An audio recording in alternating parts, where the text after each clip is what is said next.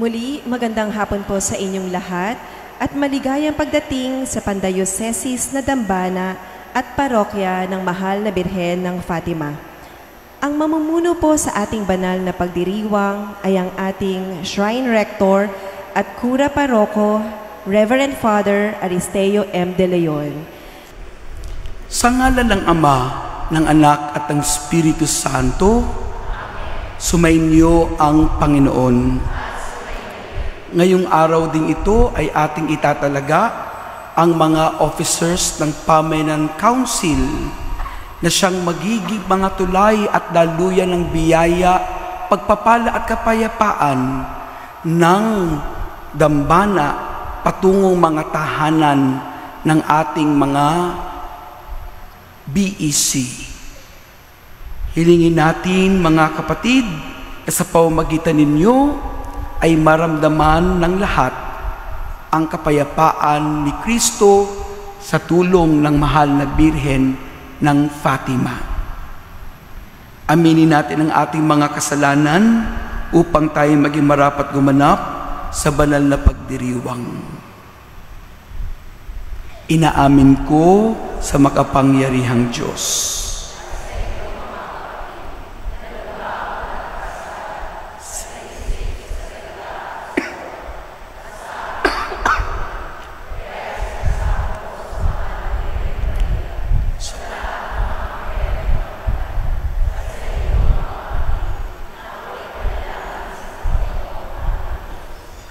Kaawaan tayo ng makapangyarihang Diyos, patawarin tayo sa ating mga kasalanan at patubayan tayo sa buhay na walang hanggan.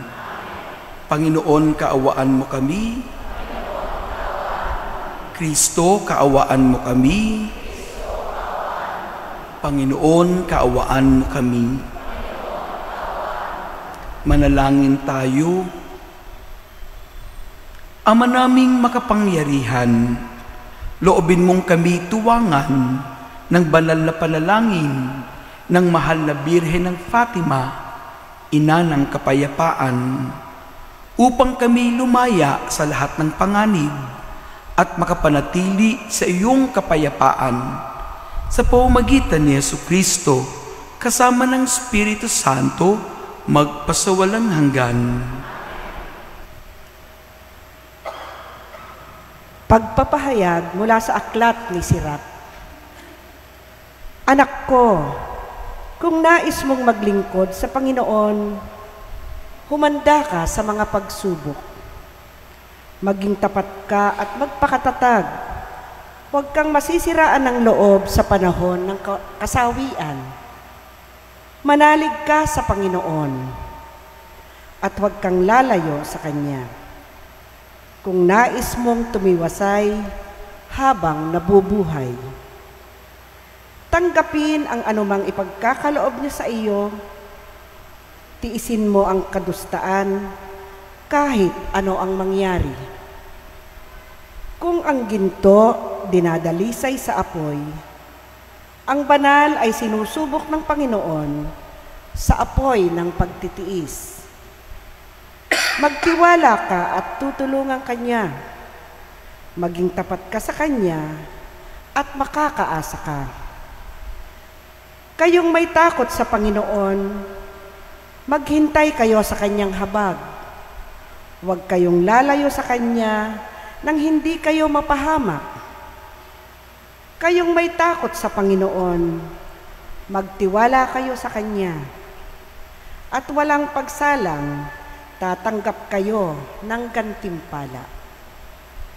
Kayong lahat na may takot sa Panginoon, umasa kayo sa Kanya. Pagpapalain niya kayo, pasasaganain at paliligayahin magpakailanman. Tingnan ninyo ang nangyari sa ating mga ninuno. May nagtiwala ba sa Panginoon na nasiphayo? May nanatili bang naglilingkod sa Kanya na Kanyang pinabayaan? May tumawag ba sa Kanya na hindi niya dininig? Sapagkat maawain at mapagpatawad ang Panginoon. Pinapatawad niya tayo sa ating mga kasalanan, inililigtas sa kagipitan. Ang salita ng Diyos. Salamat sa Diyos.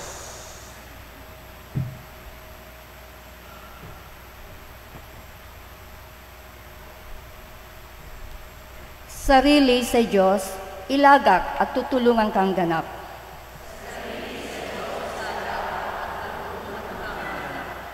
Umasa ka sa Diyos, ang mabuti gawin, at manahan kang ligtas sa lupain. Sa Diyos mo hanapin ang kaligayahan, at ang pangarap mo'y iyong makakamtan.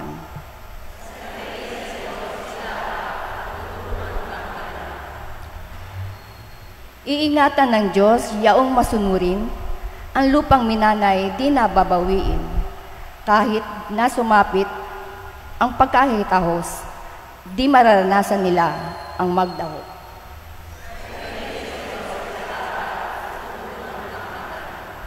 Ang mabuti gawin, masamay itakwil, at mananahan kang lagi sa lupain. Pagkat yaong bayang wasto ang gawin, agmahal ng poon, hindi itatakwil, sila'y iingatan magpakailanman, ngunit ang masama ay hihiwalay.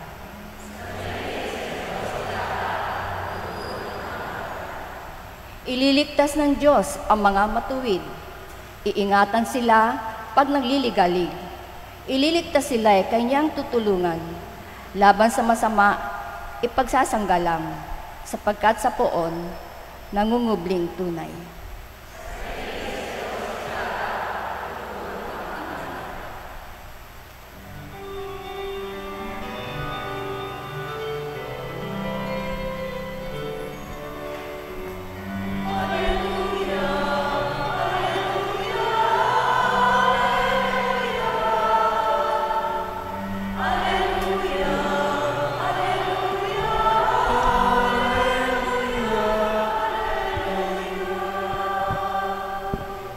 Sa krus ni Kristo, dinangal itong ating pamumuhay na para sa Kanya lamang.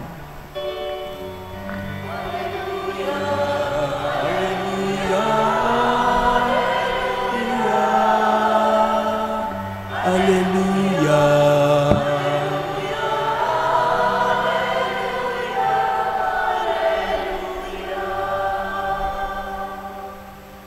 Sumainyo ang Panginoon. Ang pagpapahayag ng mabuting balita ng Panginoon ayon kay San Marcos. Noong panahong iyon, sina Jesus at ang kanyang mga alagad ay nagdaan ng Galilea.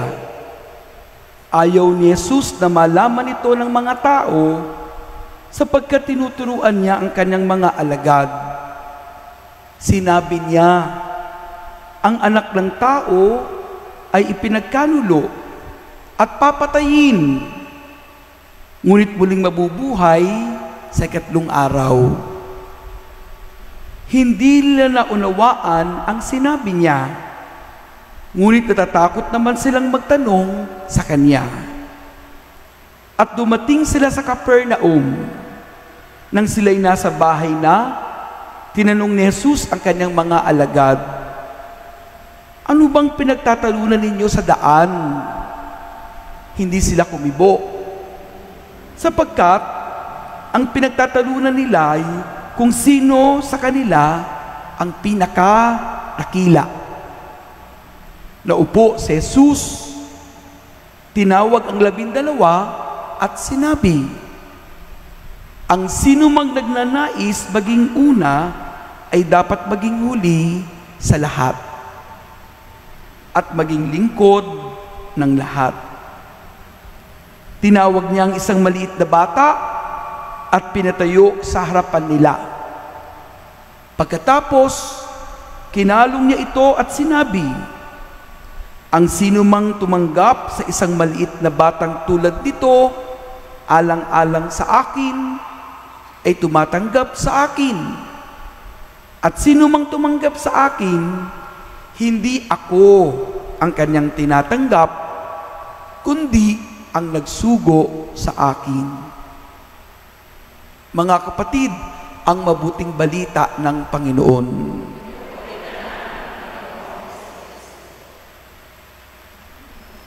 Magandang gabi po sa inyong lahat. Napakagandang oportunidad po ito na mapalalim ang ating consciousness sa ating pagiging diocesan shrine. Tandaan po ninyo, dati po, ito ay isang kapilya lang. Tapos, hindi lang siya naging kapilya lang, kundi naging isang parokya. At ngayon, hindi lang siya isang parokya, kundi ito'y isang diocesan shrine and parish. At ang titulo nito ay maganda, bagay na bagay sa February 25. Ang dambana para sa kapayapaan. Dambana ng kapayapaan. So important po iyon na ito'y mailagay natin sa ating isip, sapagkat kung meron kayong mga kilalang mga kaibigan na tila ba naguguluhan, tell them to go to the Sunshine and Parish of Our Lady of Fatima. Lagi nyo silang i-refer sa dambana ng kapayapaan. Mga mag-asawang nag-aaway, mga magkakapatid na hindi magkakasundo, yung mga tao na may hindi mapatawad ang sarili, you always refer them to come here and visit Our Lady of Fatima, the shrine for peace or of peace. Amen? Palagpakan natin ang Panginoon. Magandang mapalalim din natin at maintindihan ang papel ni Maria bilang reyna ng kapayapaan. At napakaganda po ng ating ebanghelyo ngayon. Sa ating ebanghelyo, makikita natin ang pagtuturo ni Jesus sa kanyang mga alagad tungkol sa tunay na kahulugan ng kadakilaan sa kaharian ng Diyos. Ang ganda po, kasi yung mga leaders, servant leaders ng mga pamayanan ay nahandito ngayon. Ito po ay para sa inyo, sapagkat makikita natin itong mga alagad ng ating Panginoong Hesus. Nagsasabi na siya, ako'y mamamatay. Pero mabubuhay din pagkatapos ng 3 araw. Ipinapayag din ni Jesus ang trahedyang mangyayari sa kanya, pero ang kanyang mga alagad, tingnan mo ang katabi mo, tingin sa katabi, tingin sa katabi. Sabihin mo, busy. Busy. Namumroblema na nga si Jesus, busy pa din. Alin ka lang pinagbibisihan? Nagtatalo-talo. Ayan. Anong pinagtatalunan? Anong pinagtatalunan? Kung sinong pinakamagaling, kung sino pinaka-the best, kung sino ang may tuturing mong number 1 sa grupo. Imaginin po ninyo, sa madaling salita, nagyayabangan, nagtataasan ng ere, nagbubuhatan ng bangko ang mga alagad. No? Ang Panginoon, sinasabi niya na ang mangyayari sa kanya, siya'y mamamatay. Pero nakakalungkot, itong mga alagad, nagpapayabangan. Sino bang pinakamagaling sa atin? Amen? Mga kapatid, maganda ang sabi ng ating Panginoong Hesus. Sino bang pinakadakila? Sino bang pinakamagaling? Sino ba? Sino ang pinakamagaling?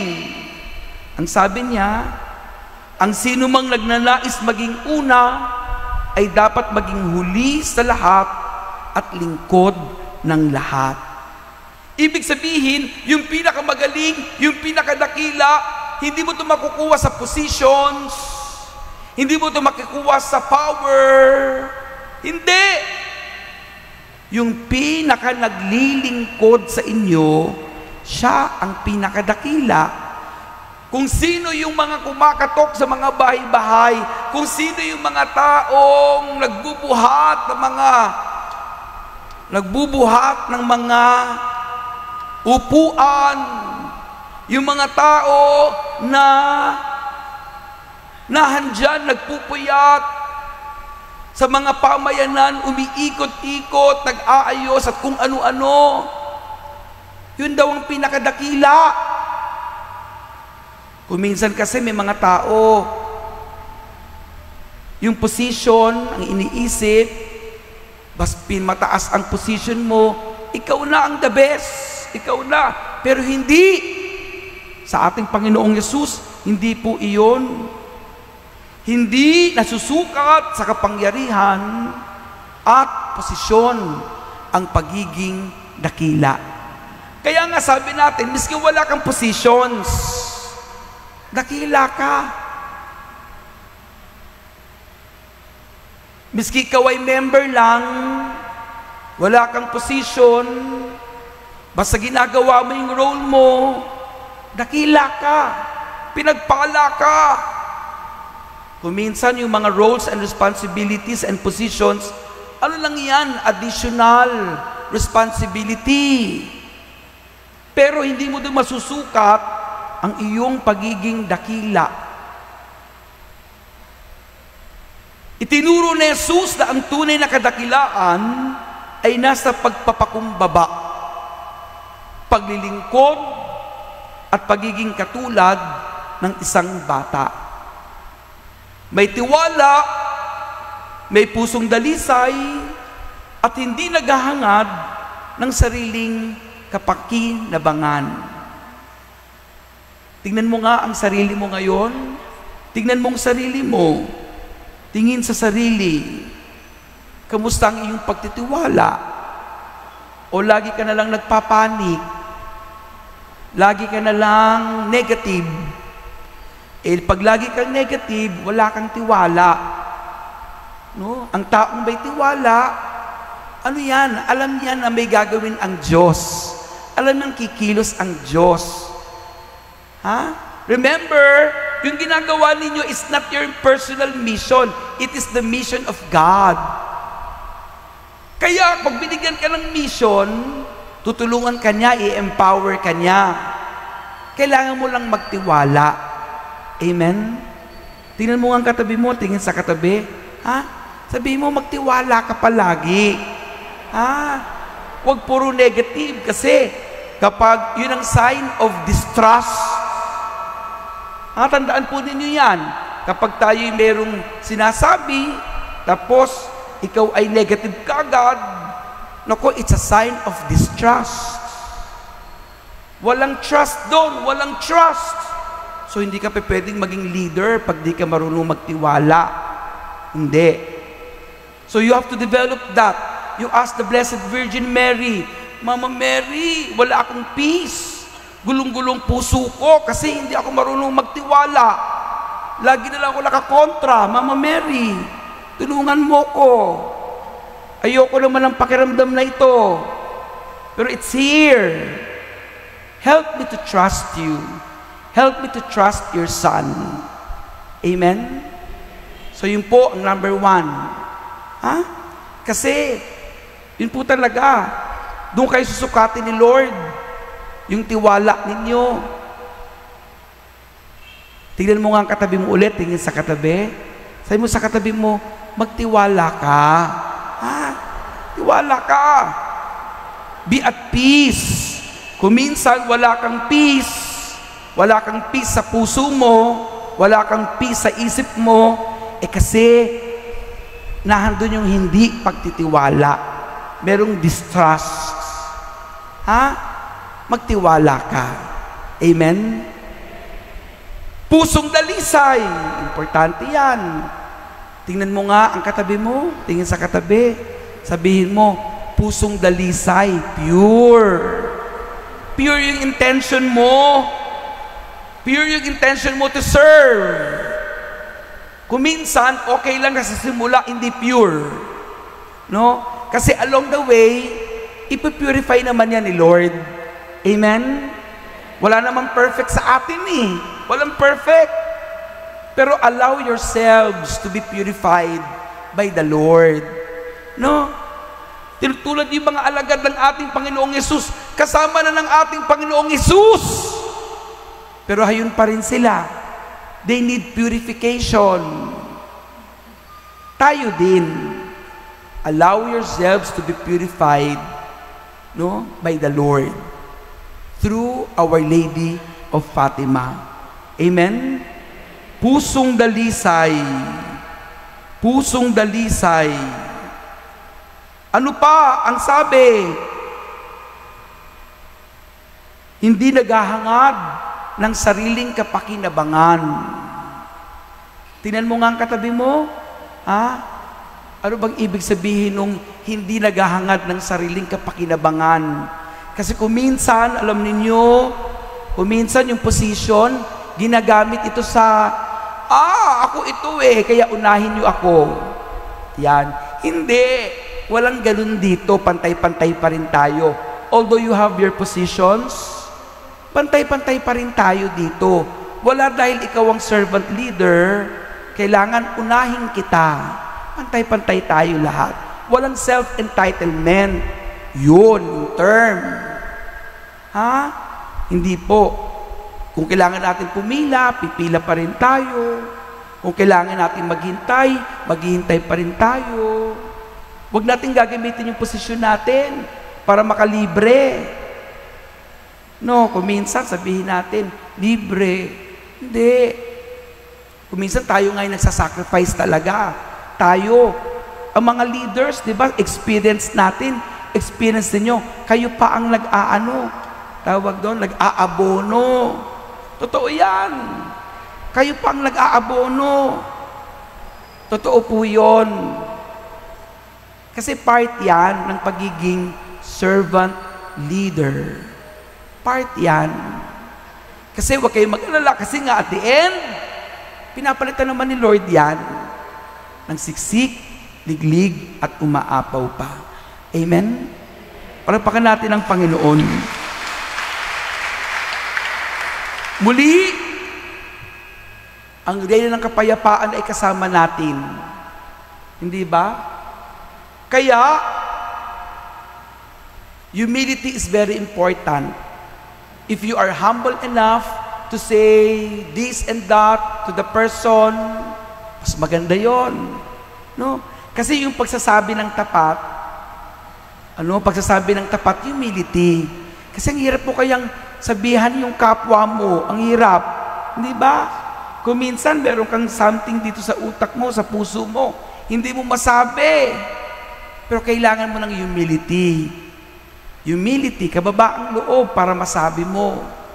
At yun ay makukuha natin sa ating mahal na Birhen. Sa bandang huli, ang mga salita ninyo dapat, katulad ng sinabi ng ating mahal na Birhen, mangyari nawa sa akin ang iyong sinabi. Ako'y alipin ng Panginoon. Alipin. Ika'y alipin. Imagine, servant, alipin. Hindi ka boss. Hindi.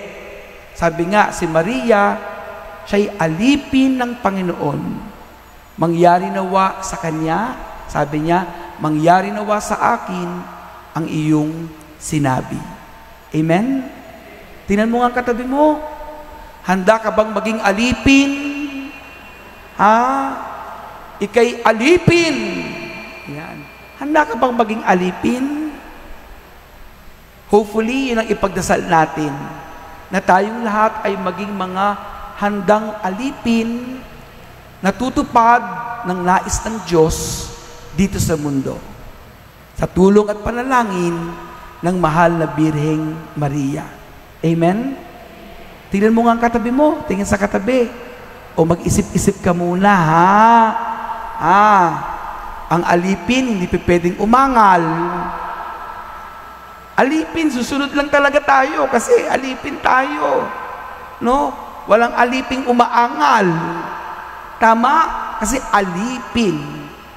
At tama naman bilang pagtatapos, napakaganda ng ating unang pagpapahayag. Napakaganda. Bakit napakaganda ng unang pagpapahayag? Kasi ang sabi dito sa unang pagpapahayag, kung nais mong maglingkod sa Panginoon, sino gusto maglingkod kay Lord? Taas ang kamay. Wala na. Isip na. Patingin nga, sino gusto mag-serve kay Lord? Mas mataas.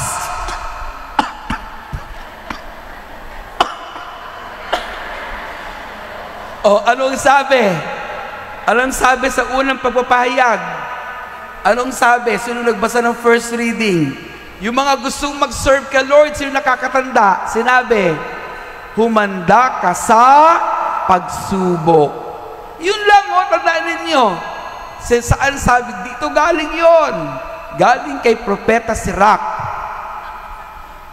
Anak ko, kung nais mong maglingkod sa Panginoon, humanda ka sa mga pagsubok.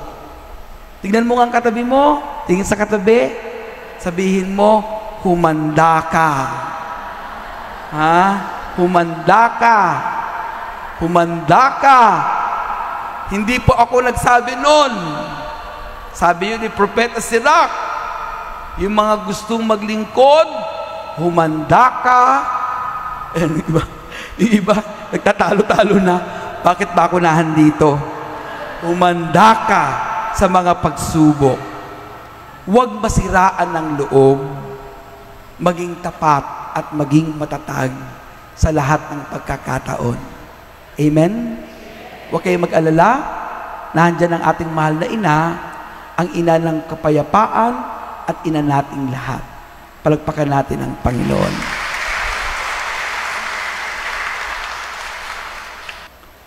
Ipinahayag ng Panginoon ang kanyang mapagligtas na kamatayan at muling pagkabuhay. Sa pamamagitan niya, ang mapagpakasakit na lingkod, dalhin natin ang ating mga petisyon sa Ama ng lahat ng habag. Ang ating itutugon, mahabaging Diyos, basbasan mo ang iyong mga anak.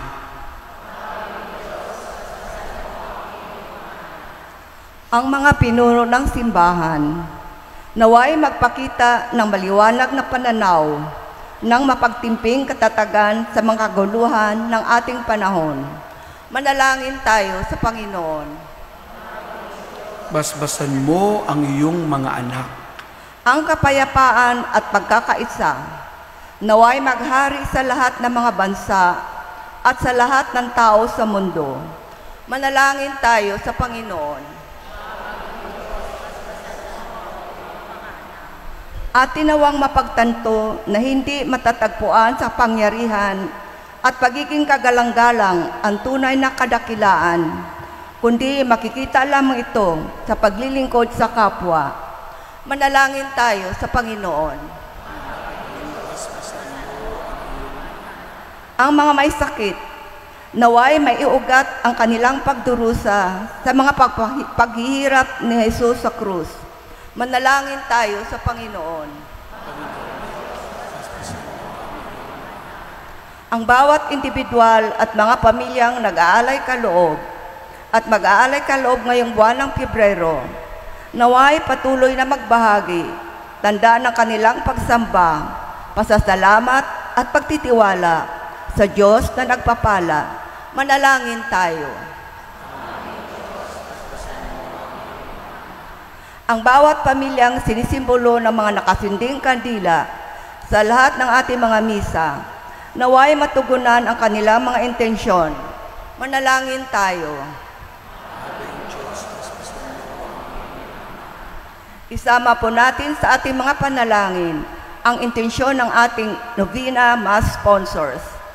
Cart Mateo Racion, Irene Garcia, Arcelic Caseria, Van Kawayan, Emma Gasmin, Isabelita Danyo, Gina Bugtong, Mirna Ronsairo, Gayon din ang Ministry at Pamayanan Offerors, Parish Youth Ministry, Restorative Justice Ministry, Social Communication and Media Ministry, St. Joseph Ministry, Shrine Apostolate, Ministry of Altar Server, Our Lady of Lourdes, Sagrada Familia, at sa lahat ng mga magsisipag-alay ngayong gabi, manalangin tayo.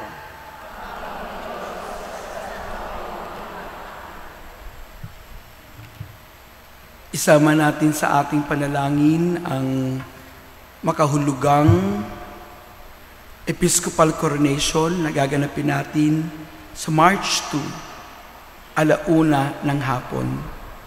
Kasama din natin ang mga taong patuloy na tumutulong tulad din na Mr. Santos at Mrs. Nemia Faraon, Mr. Richard at Mrs. Edita Berganos, Mr. Manny at Mrs. Emily Martin, Mr. Marvin at Mrs. Maridel Cumpio, Mr. Floro at Mrs. Judith Banay-Banay, Mr. Pablito at Mrs. Atividad Porte, Mrs. Olympia Almario, Mrs. Mirna Ronsairo, Mrs. Eulohia Angelo, Mrs. Marilyn Bibat, kasama ang lahat ng mga magsisipag-alay ngayong gibing ito at ang lahat ng mga nagkaisang tumulong sa mga proyekto at gawain ng Diocesan Shrine and Parish of Our Lady of Fatima.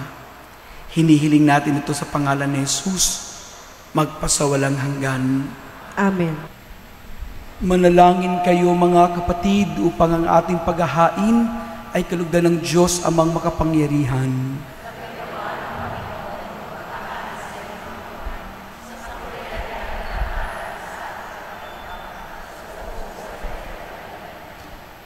Ama naming lumikha, sa pagunita namin sa mahal na Birhen, hinihiling namin ang aming paghahain ay lakipan mo ng kapupunan upang kami ay maging handog na ikinalulugod mo kailanman.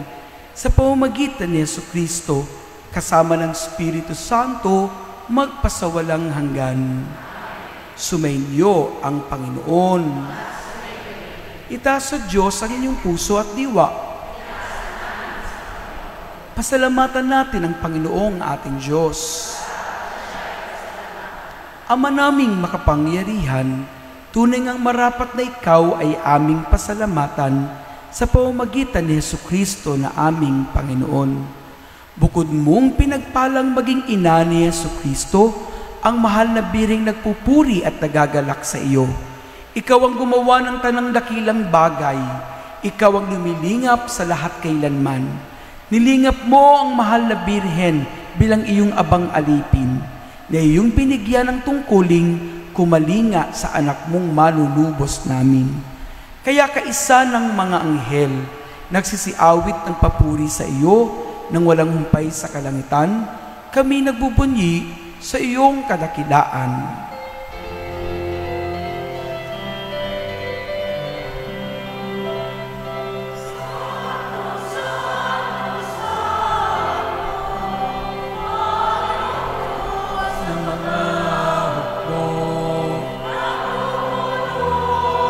Langit at lupa,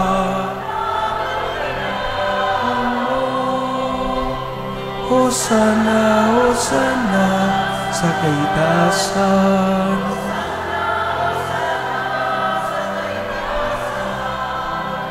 Pinagpala ang naparirit sa ngalan ng Panginoon. Sa kaitasan.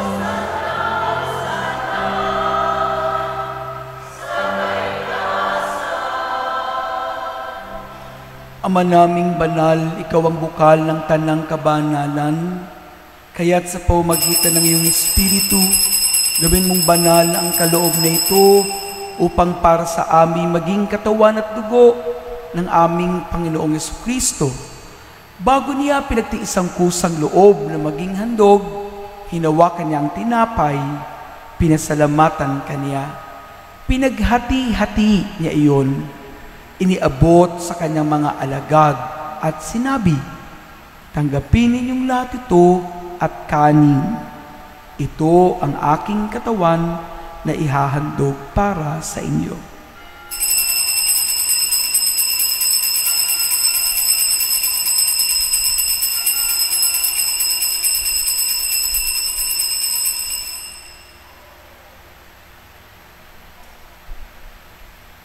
Gayun din naman nung matapos ang hapunan, hinawakan niya ang kalis.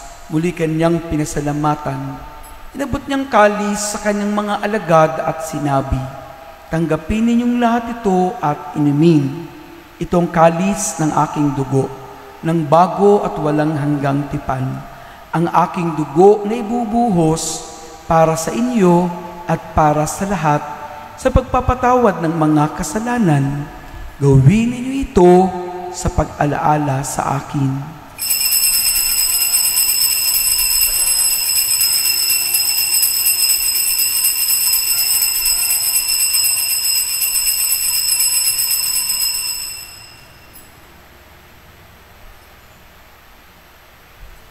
Ipagbunyi natin ang misteryo ng pananampalataya.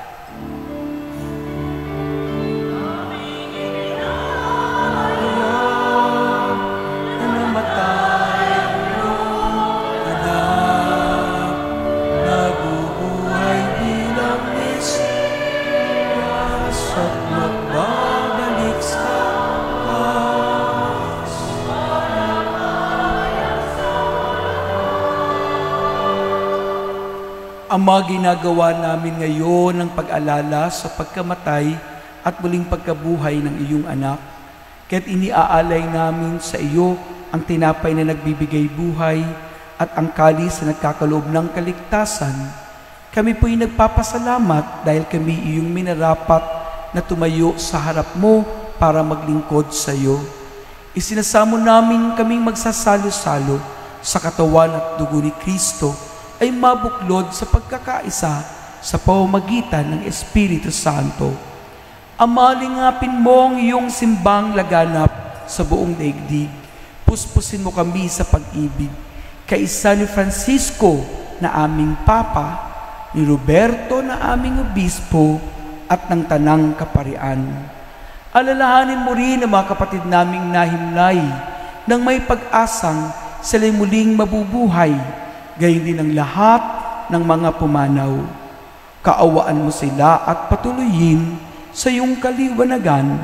Kaawaan mo at pagindapatin kaming lahat na makasalo sa iyong buhay na walang wakas. Kaysa ng mahal na Birheng Maria na ina ng Diyos, kaysa ni San Jose ang kanyang esposo, kaysa ng mga apostol at ng lahat ng mga banal na namuhay disdaigdig ng kalugod-lugod sa iyo, may pagdiwang nawa namin ang pagpupuri sa ikararangal mo sa pamamagitan ng iyong anak na aming Panginoong Yesukristo. Sa pamamagitan ni Kristo, kasama niya at sa Kanya, ang lahat ng parangal at papuri ay sa iyo. Diyos Amang makapangyarihan, kasama ng Espiritu Santo, magpasawalang hanggan.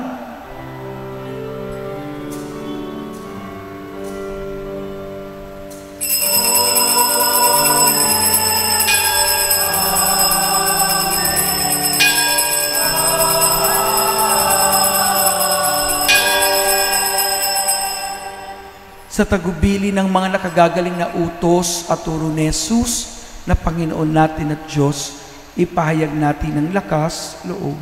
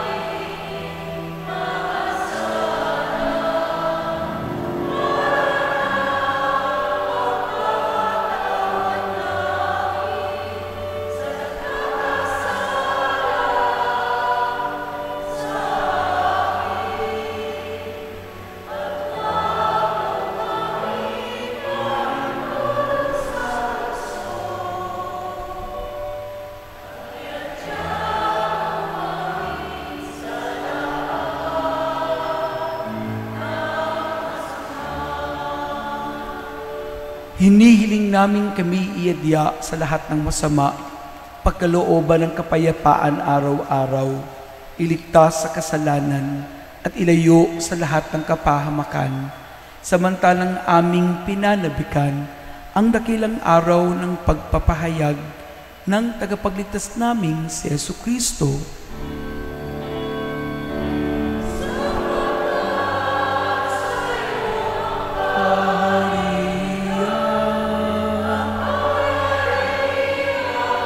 At kapurihan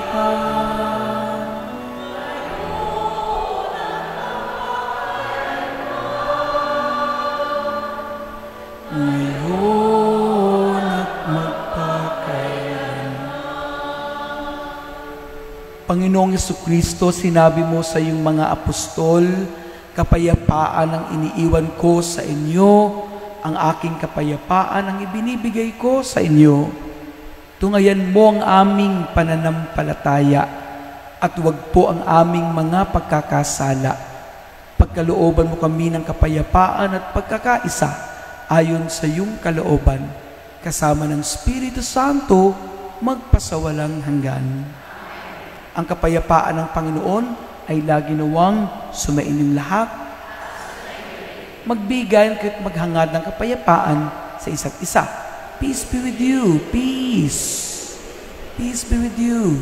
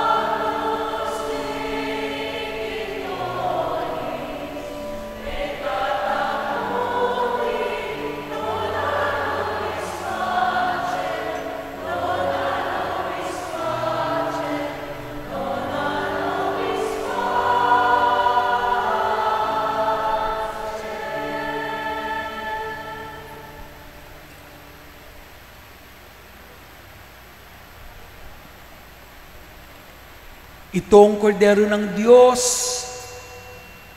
Heto si Jesus na nag-aalis ng kasalanan ng sanlibutan. Mapalad tayong inaanyayahan sa kanyang piging.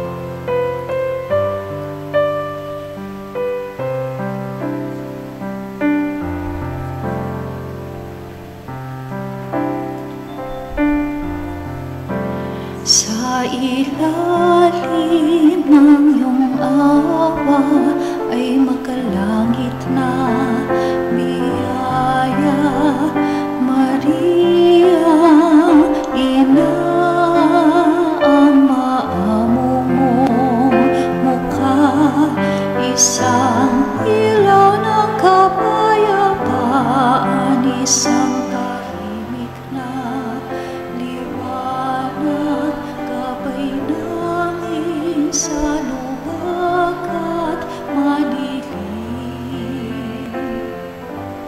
na landas.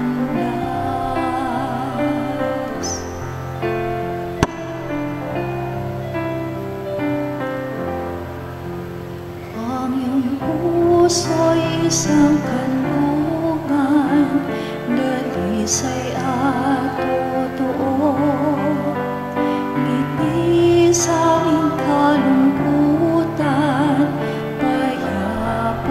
sa gulo, pagmamahal ng isang ina, init na lalaho, paghilom ng sugat ay amin natatamo.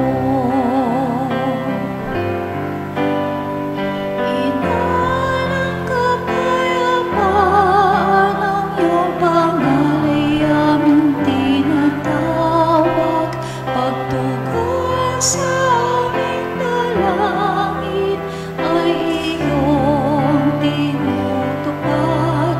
Sa mga oras ng problema, ang iyong presensya'y nadarama.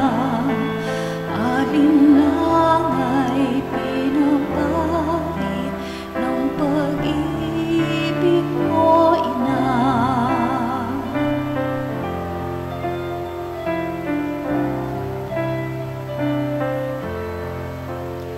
O mahal naming Maria, ina ng kapayapaan, hangad namin tuwina ang iyong awa at biyaya para sa kapayapaan at tahimik na sanlibutan. Patuloy na mananalangin na may pagpapakumbaga. Ina ng kapayapaan, ang iyong pangalan ay aming tinatawag, pagtugon sa aming dalangin ay iyong tinutupad. Sa mga oras ng problema, ang iyong presensya'y nadarama. Alinlangan ay pinapari ng pag-ibig mo, Ina. Ina ng kapayapaan, Birhen ng Fatima ng Urduha, sa hilagang kalooban, ikaw ang reyna at ina. Ina na mapagkatili, ina namin banal, ina ng kapayapaan, o ina namin mahal. Ina na mapagkatili, ina namin banal, ina ng kapayapaan, o ina namin mahal.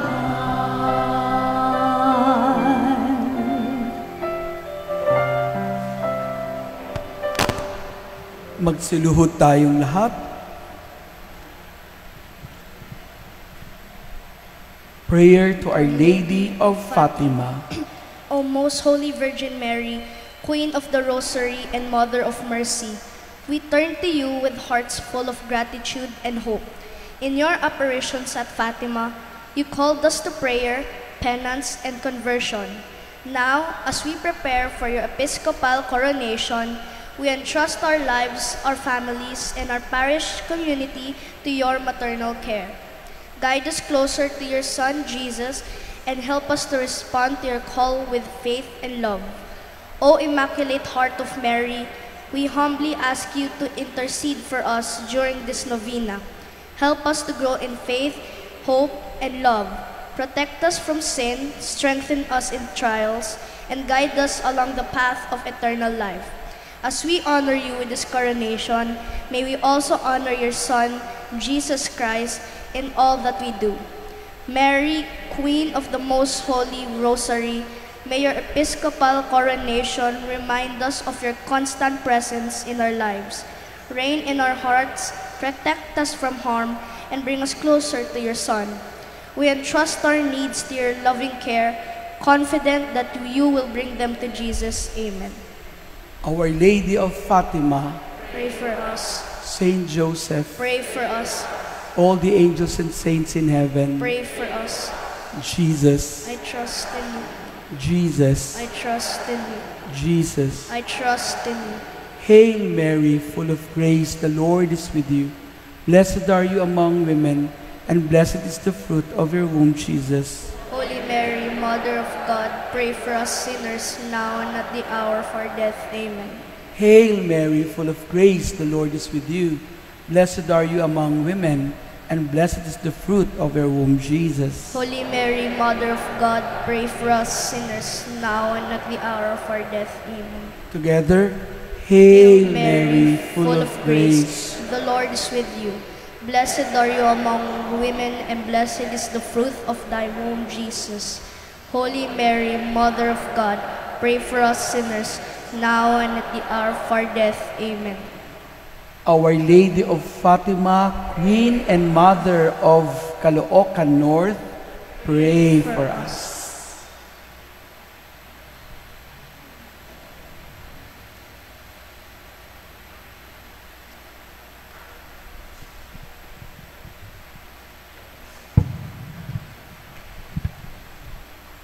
Manalangin tayo.